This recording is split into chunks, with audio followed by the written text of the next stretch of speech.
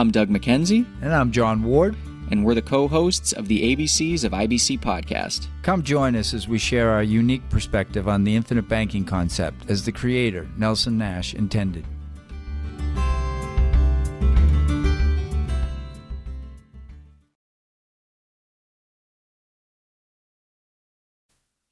Happy Friday. We're back. Hey. For the suffering we talked about last week. Yeah, come on. I hope not. Hey, hi, everyone. Thanks for listening. Hopefully this is a fun show and you learn something. So that's always the goal. That is the goal. Yeah. If you walk away feeling dumber, then that's bad. Or more confused. We're more confused, yeah. Right. Well, then we certainly have not done our job. Yeah. But no, we hope to convey something interesting today, as always. But this one I actually feel quite passionate about. So we're going to talk about the sequence, not the sequence, sequence of returns risk. I have sequins all over my shirt. Yeah. The sequence of returns risk. And it's funny because, and this pertains to market-based investments. So, I was big into, I said this on the first episode, kind of my background. I was big into putting my money in the stock market. I knew all about the different retirement accounts, and I had, put money in my individual brokerage account. And I never really heard this talked about. I heard the idea that you max out your 401k, you max out your Roth IRA, you throw as much money in your taxable brokerage account as you can, and then when you retire, you take out 3 or 4% a year, and that's great. That's the way it goes. Yep. Yeah. And I've heard it more recently, maybe because I'm listening for it more, but I really wasn't aware of this idea of sequence of returns risk and how powerful and devastating it can be for someone's portfolio of assets. Yep. And it's a very simple idea. It's just looking at math. And it's the idea that the order in which you get these returns has a drastic impact on your account balance and how much you can take out in income. So, you could get, and as anyone that's invested in the stock market knows, the returns are not static. So even though someone might say, hey, the S&P average is 8%. Okay, let's say that's true. It doesn't go up by 8% every year. It goes down by 25% and then goes up by 43%. And then it goes, that's how it goes. Yep, and that's why we call it the sequence. So when those returns actually come in and what impact they can have on your portfolio's growth or decline. Yep, absolutely. And when you get those negative returns, so if you're someone that's decided that you want to retire, so you're ready to go take income, you've got your 401k, you're going to take 3 or 4% out a year. If you get those returns that are highly negative in early years, you're going to wind up with a lot less money. Yep. Than someone that has, 5, 6, 7 years of very good returns in the beginning and then has those same exact bad years, but they're later on, they will wind up, and I mean, John can go through some numbers in a little bit, but the results are staggeringly different. Yeah. And, what happens with most people is the idea of the 4% rule that everyone throws out is that you take 4% of the account balance every year. So it's not like looking in the beginning, you're not looking and saying, I have $1 million. Okay, I can take out $40,000 every year. Mm-hmm. No, you're going to take out $40,000. You're going to take out 4% of whatever that account balance is at a specific point in the year. So let's say you say every January, I'm going to take out 4% of what's in there. Well, if your account dropped by 30%, you're going to take out a lot less money. Yeah. Yeah. And most people don't have expenses that allow for that. Right. Most people have static expenses. Yeah. And so what they're going to do is they're going to take out $40,000 regardless of how the account is doing. Yeah, exactly. And so when you have those bad years early on and you're withdrawing that same amount of money that's now maybe 6-7% of your account, Yeah, you are right. depleting that. And and the Right. market can't make up for that in those good years. Exactly. Yeah. So I just to reiterate what you just said about these averages. When I first started contributing to a 401k so many years ago, excuse me, probably it's still the way that they present them to you. I don't know why I've got a problem with my throat right now, but anyways, I guess I didn't know I was going to do a podcast You today. sound a little gruff. That's all right.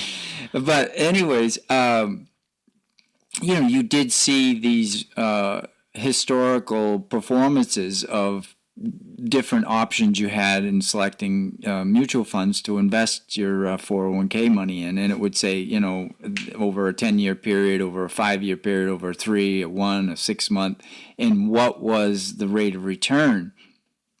And they always use the word average. So, we've talked about this. That's not how the market moves. We just talked about it. That's different years have ups and downs. And so it's not a straight line, whatever, average, right? And so I'm going to talk a little bit about some numbers in comparing what you talked about, Doug, which is if I had down years at the beginning of the time that I needed the money, and if I flipped that around and had the more positive years at the beginning and those poor years at the end, and we're going to take a period from 2000 to 2015 and look at the performance of the S&P. So the average return over that time. These are real numbers. That's based off of real numbers. The average return was 3.77%. But sometimes you can have a positive number, right? We used the example, I think, way back when in one of our podcasts, and it was the simple story. You start out with, say, 100,000, the market goes up by 50%, say, now you've got 150,000. But it goes down by 50% the next year, and what do you have, right?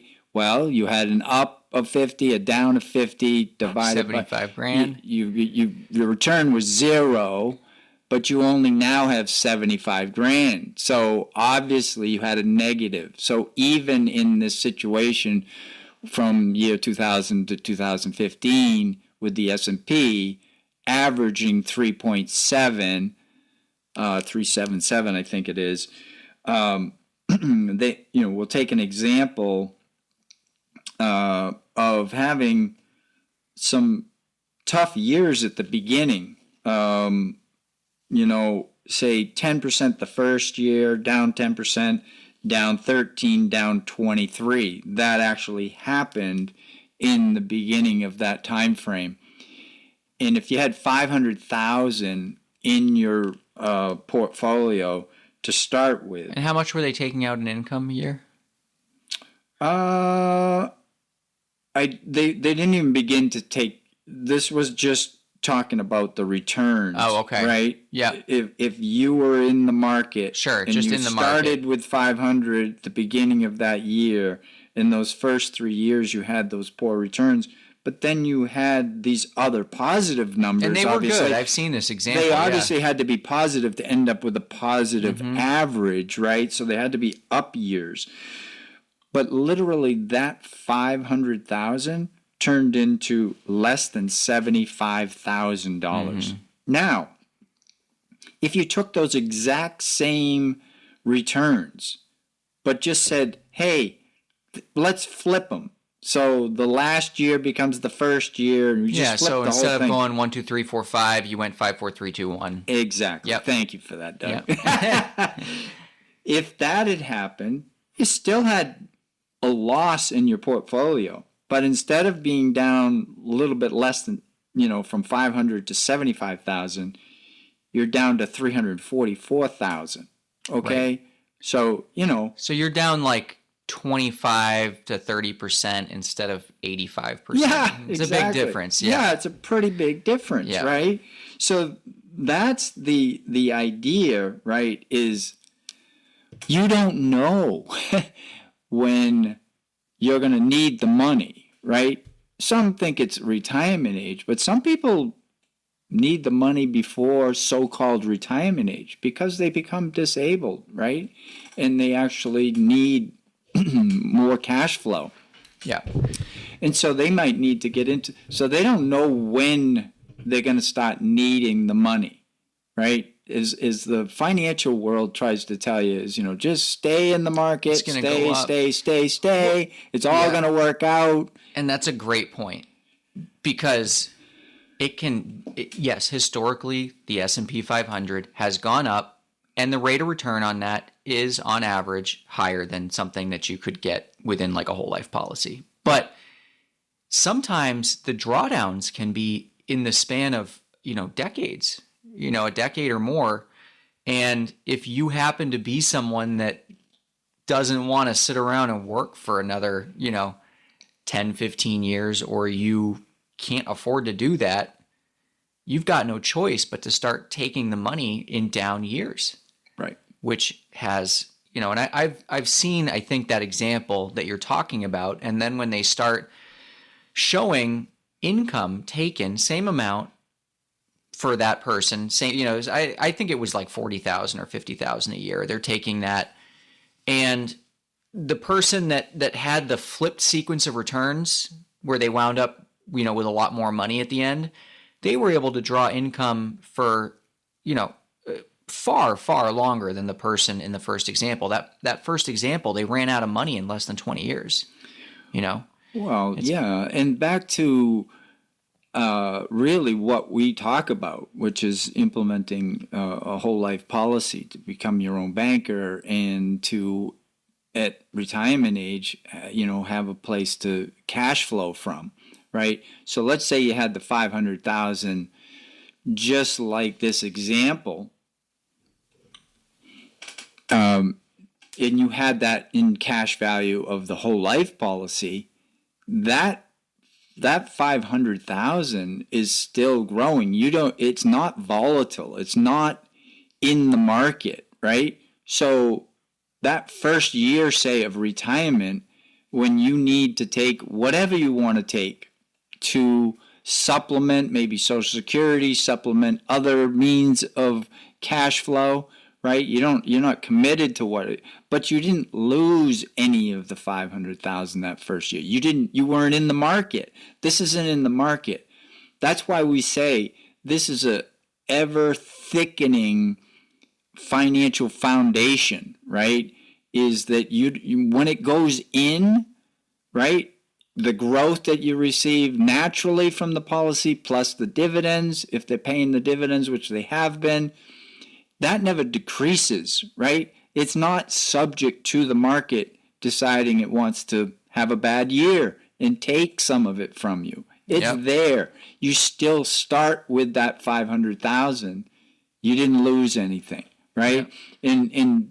In 3 years down the road, if there's another down year, no, you're not subject to that. It's not subject. So really, you should be trying to compare. But one of the other things that the industry likes to talk about is how if you decide you want to be in the market, again, that's a choice. If you want to be in the market through your qualified plans or a brokerage account, a separate outside of qualified plans, you want to be in the market, but someday you plan on using that portfolio to cash flow your lifestyle, that what you would do is have a policy on the side. You'd have a whole life policy and you'd have this cash value, and on those the after the down year, instead of drawing that 40,000 when you just lost 30%, like you mentioned earlier, Doug,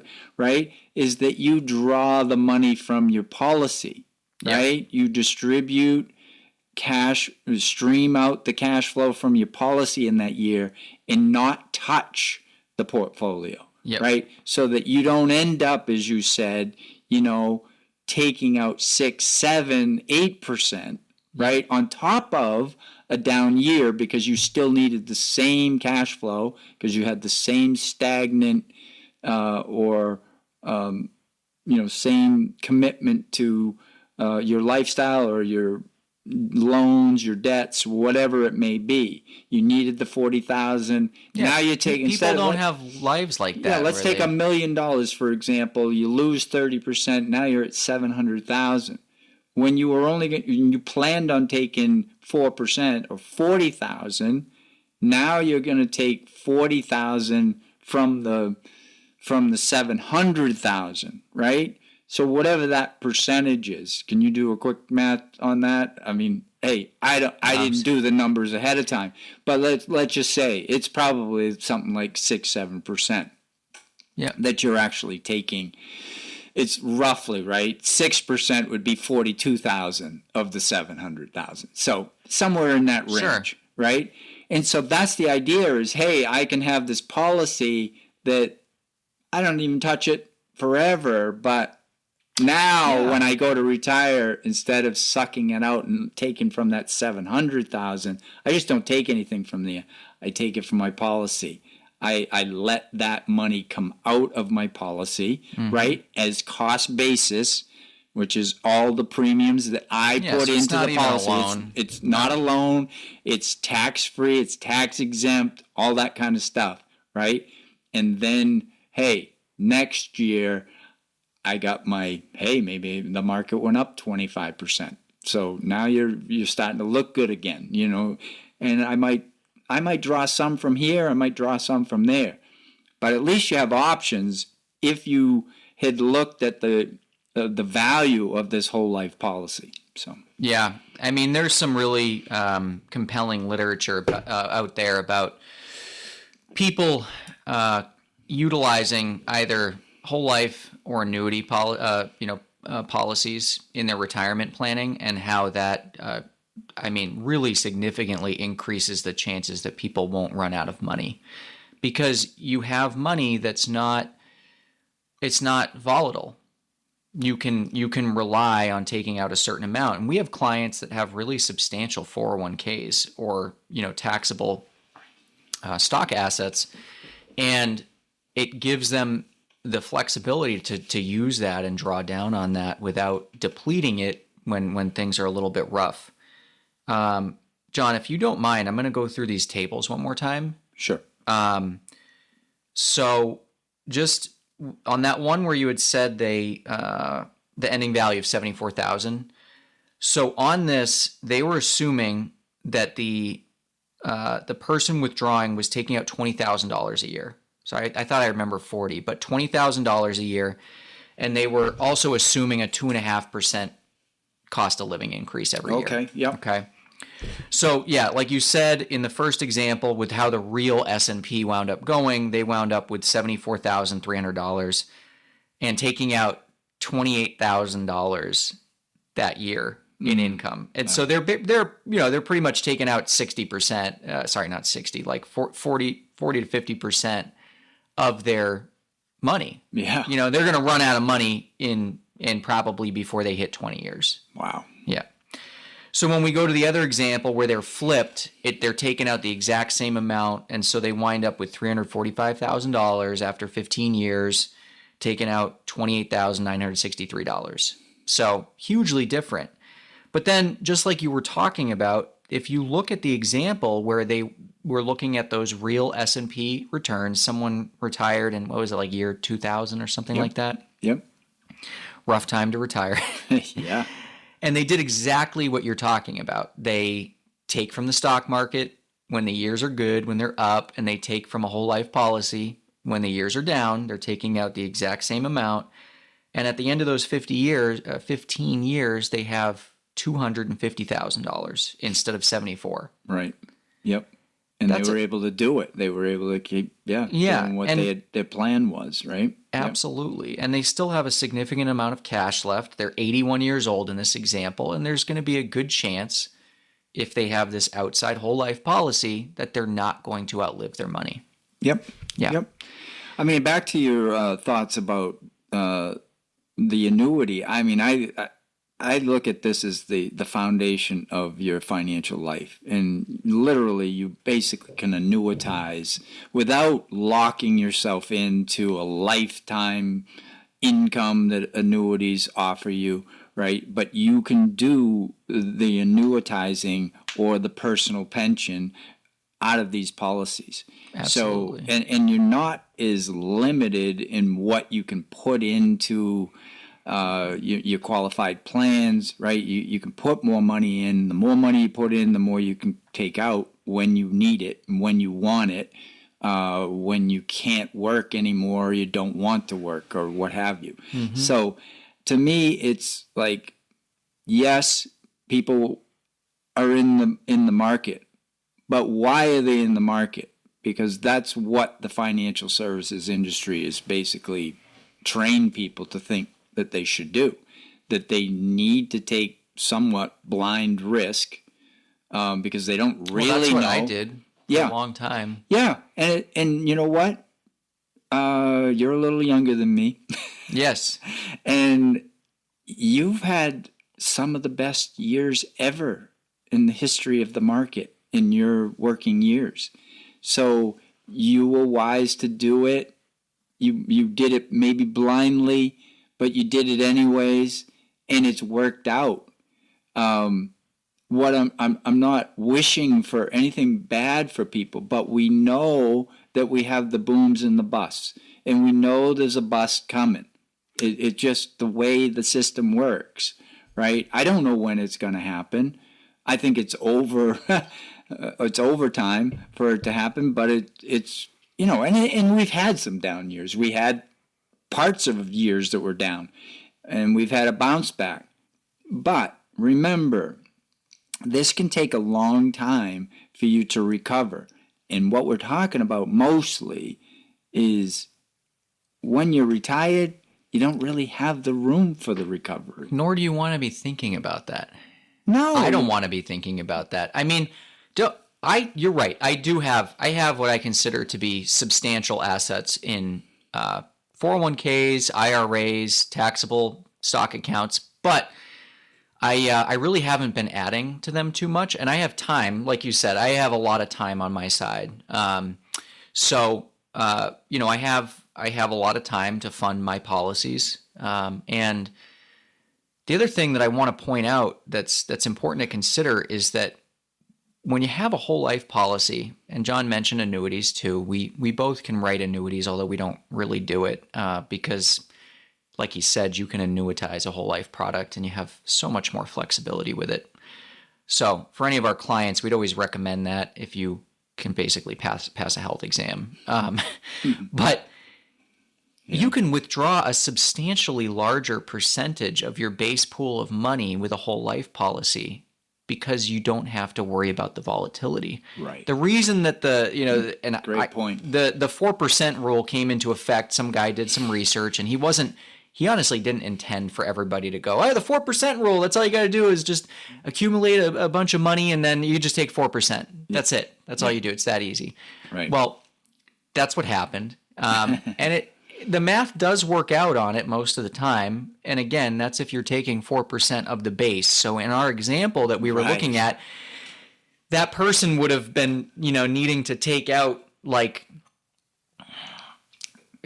a lot less money, like $3,200 a year at the end instead of the $28,000 that she needed, right? In that example. And that doesn't work. No. But with a whole life policy, if you were solely relying on that, instead of taking out 4%, you can take out well over 5% very comfortably, and you can model exactly how much is going to be left after a certain amount of time. Right. Which is very valuable. So from like a financial planning perspective, to incorporate this, and we're not saying it needs to be your only facet to rely on for retirement, but to incorporate this, to be able to truly look out, and John and I can do this for you on an illustrator, and it's pretty accurate. You can know, okay, I can take out this exact amount of money every year until I'm 93 years old or however long you want to go. You really can't do that with stock-based assets. You just can't. It's just they're volatile in nature, and unless you have an absolutely huge sum of money that you're pulling from, which most people don't, you have to be reactionary to those ups and downs, which can be a little bit frightening once you get into the point of needing the money.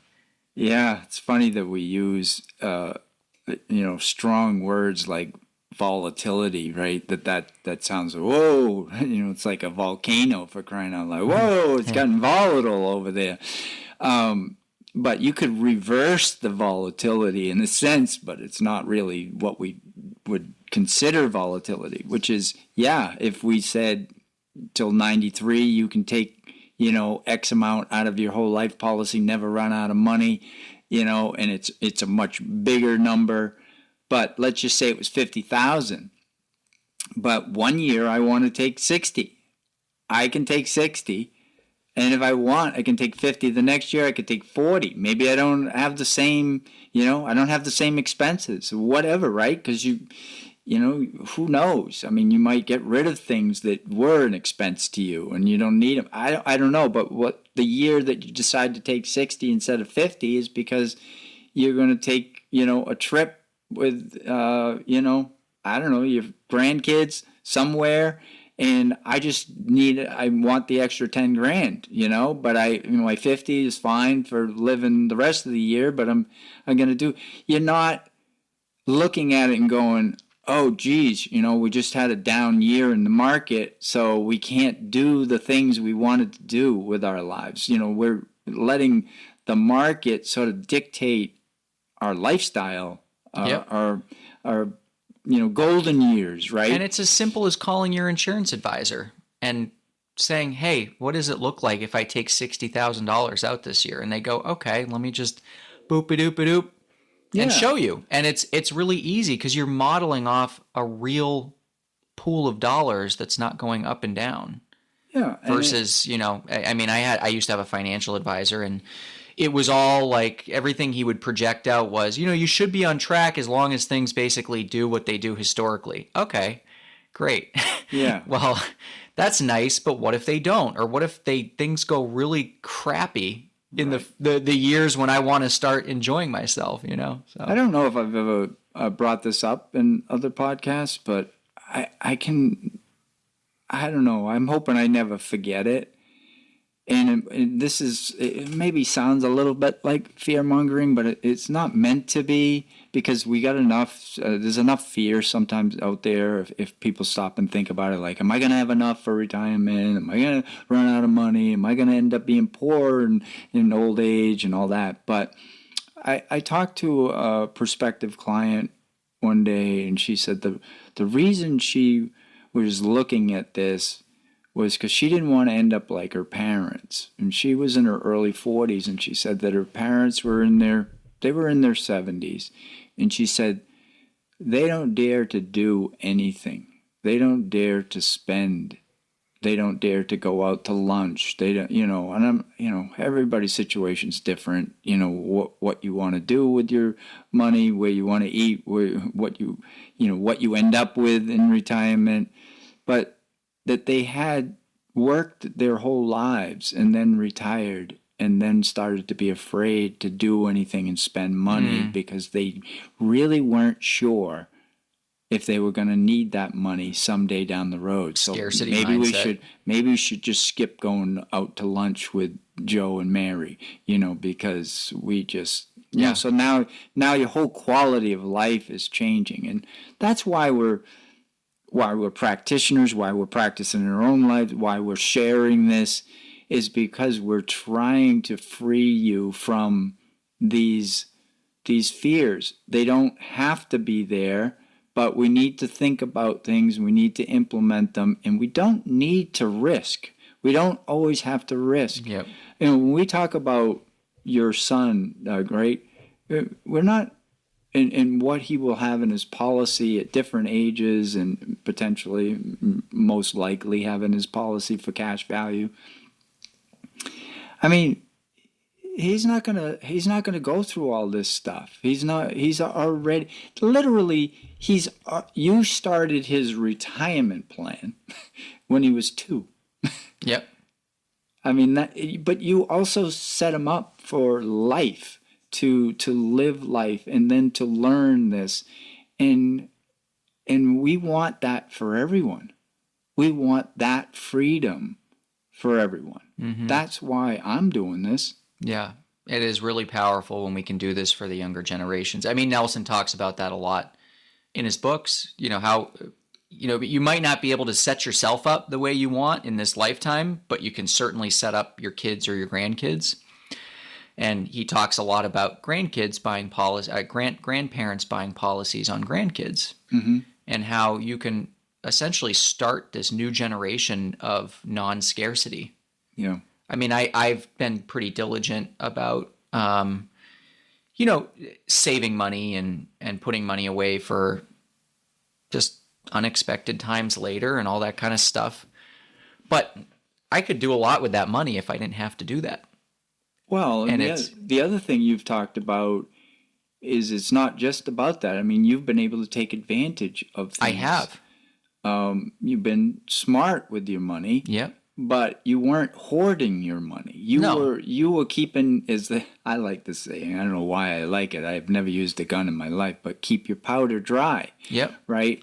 Which is so when you see an opportunity, you have liquid cash and you can do so, and it wasn't like it was sitting idly in the bank. Now it's working for you.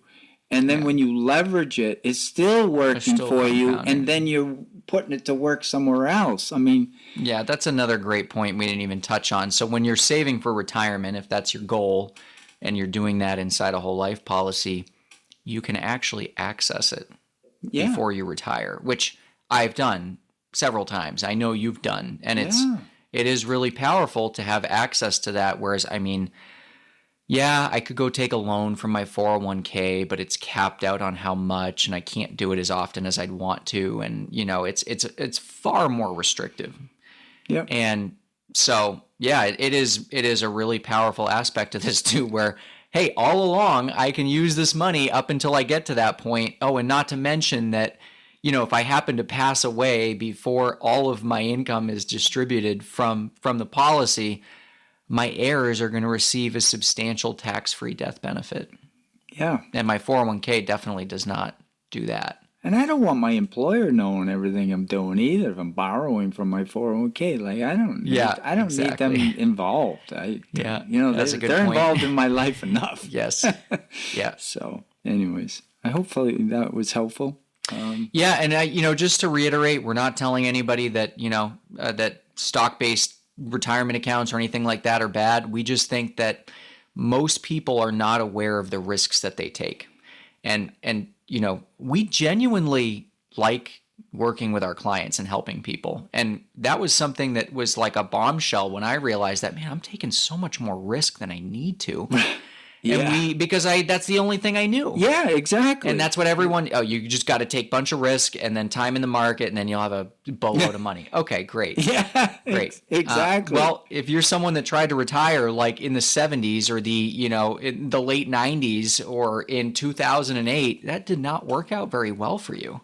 Well, it's similar to what the same guy I've talked about so many times with you is Brian Bloom, and it's about climbing Mount Everest. Yeah. And he uses that analogy, but he uses it with accumulating money over your lifetime and then decumulating, and or that's the descending. Trickiest part. And they talk about Mount Everest. Yeah. More people die going down, and you literally can get yourself caught in a trap if just so happens that you decided to retire in year 2000. In the first 3 years, it just crushed your portfolio. Yeah. So that's where people, metaphorically get killed, right? Yeah. And the example of going from 500 to less than 75,000. That's deadly. That hurts. And it doesn't even have to be that extreme. It could just be that there were some slight down years and hey, I thought I could take out $80,000 a year and then crap, man, I'm like 8 years in, I can only take out, $48,000 a year. Like this stinks, know? Yeah. If I want to, and so, we're just trying to educate our listeners on the complementing power of including a whole life policy in that kind of planning. And it really does significantly reduce risk and increase the probability that people are going to be alive long enough to use their money and not run out, Yep. And that's what we're here to try to help people at least think about, and Yeah. then, and talk about, and then take action one way or the other, because you are educated on things that many people say, I'm not good at that. I'm not good at the financial. I'm not good at, math. I'm not good at with money. We can simplify it. Sometimes I think maybe I make things more complex, but really it's a pretty simple thing.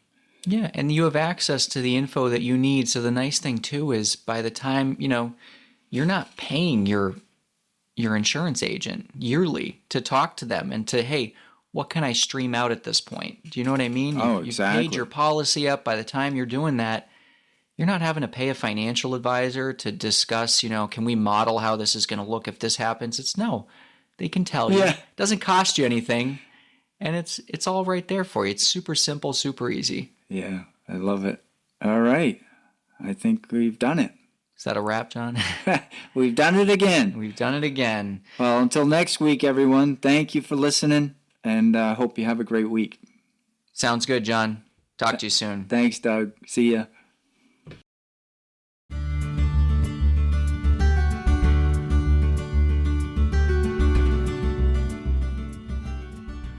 Thank you for joining us for another episode of the ABCs of IBC. If you enjoyed listening, please hit subscribe and leave us a 5-star review wherever you listen. It really helps. See you next week. Bye.